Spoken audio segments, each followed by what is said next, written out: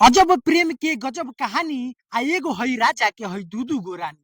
रउआ सबन देख सकतानी ताजा न्यूज बिहार के माध्यम से। अभी हम जो न्यूज दिखा रहल बानी एकदम ही 8वां अजूबा ना बल्कि 9वां अजूबा बा। काहे कि यूपी यानी कि उत्तर प्रदेश में एगो ऐसन मेहरारू रही हो जौना के दूदू गो मरद रहे हो, लेकिन अभी ऐसन एगो मरद बारे जेकर हई दूदू गो मेहरारू बालू। बाकी लोग से मिलवावा तानी। उससे पहले नमस्कार, हमारा नाम बा मंटू कुमार और ताजा न्यूज बिहार देख रहल बानी। का नाम पड़ी रहू? हीरा देवी। राउर का नाम पड़ी? उर्मिला देवी। राउर का नाम? राजकिशोर पंडित। अच्छा, ये प्यार के मैटर बा कि शादी के मैटर बा कि कैसे भाई? एगो शादी के मैटर बा, एगो प्यार के मैटर बा। कौन शादी के मैटर बा? इनका से शादी भर है, ओकरा बाद 6 महीना बाद इनका बहिन से शादी हो गल। अच्छा हाँ। ली हई देखी, पहिलकी मेहरारू जेबा से हई हई आ दूसरकी मेहरारू जेबा से हई हई, लेकिन ई जेबा से दोनों बहिन हलो, खास बहिन, पितुआऊ तो ना, ई खासे बहिन हलो ना। जी हाँ। अच्छा, हई रउआ पति माने पहिलकी मेहरारू हुई? जी। अच्छा, इनका से कैसे प्यार हो गल पता बा? इन लोग के पहला ही से चक्कर चलत रहे, वैसे शादी अच्छा। कर लेलक लोग। हाँ, हाँ माने कैसे चक्कर चलत रहे? जैसे माने राउर जब शादी हो गई ना, ओकरा बाद में जे बस ई चक्कर ओकर चलावे लोग। हाँ। हाँ, तो रुआ पता चलो तो रुआ का कोई? पता तो हमरा ना चलल, शादी कैला के बाद हमरा पता चलल। त बहुत राय से बोलनी घर है, झोटा झोटी भेल, बोलनी ओलनी त हाँ, त ओकरा बाद से अब राय से रहे निसन। हाँ। हाँ देखी, हमनी के भोजपुरी में पुरानका लोग एगो कहावत कहेला कि मेहरारू जे बा से जमीन जाता हर चीज में बांट देवेली, लेकिन अपना सिंदूर और पति में ना बांटेली। लेकिन एगो ऐसनी मेहरारू बाड़ी जौन अपना बहिने से जे बा से अपना पति के शादी करा देली, वो राय मसौदा से ना। जी। अच्छा, मने ऐसे दिल में ना लागल कि हमरे पति बाड़े, हमरे बहिन बाड़ी, आई सब का कर दल? दिल में तो पहले बुझात रहे, बहुत दुख रहे, लेकिन अब कैल हो गल तब का कइल जाई, अब मिलजुल के रहे निसन। अच्छा, मिलजुल के रहे नहीं जा। जी। अच्छा, रुआ कैसे प्यार हो गल यहाँ से?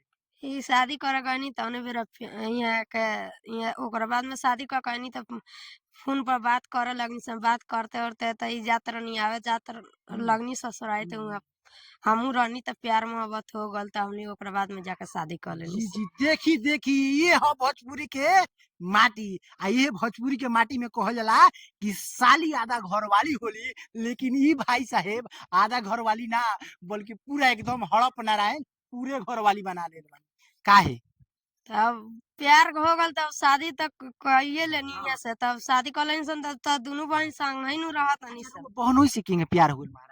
तब बहनोई से प्यार में बहनोई थोड़ा लौकनी, अब प्यार में तो कुछ भी ना लौकेला। हाँ, देखी, प्यार अंधा होकेला ई सब लोग जानेला, लेकिन प्यार में एके बेर ऐसन आन्हर ना हो जाइला कि अपना बहिन के जगह से घर बर्बाद कर दी। बर्बाद अब कोनो बर्बाद थोड़े भइल बाड़ी, संगही नु रहतारी बहिन। अच्छा, संगही रहत जी। बर्बाद नहीं की भइल? ना, अब जब संगे ना रखती सन तब नु बर्बाद इनकर वो राजी बनी का जी?